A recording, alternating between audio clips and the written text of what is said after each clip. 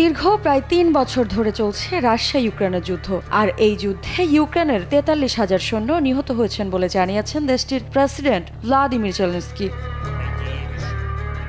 ৮ December রাতে বার্তা সংস্থা এফএপি ও ব্রিটিশ সংবাদ মাধ্যম বিবিসি তাদের প্রতিবেদনে এই খবর জানায়।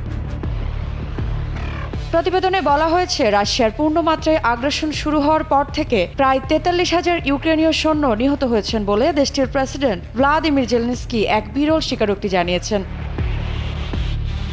সোশ্যাল মিডিয়ার দেওয়া এক পোস্টে ইউক্রেনের প্রেসিডেন্ট বলেছেন, রাশিয়ার সঙ্গে চলমান এই যুদ্ধে ৩,৭০,০০০ সৈন্যের আহত হওয়ার খবর পাওয়া গেছে। যদিও এই সংখ্যার মধ্যে এমন সৈন্যও অন্তর্ভুক্ত রয়েছেন যারা একাধিকবার আহত হয়েছেন, তবে আহতদের অর্ধেক সেনা যুদ্ধক্ষেত্রে ফিরে এসেছে বলেও তিনি উল্লেখ করেন।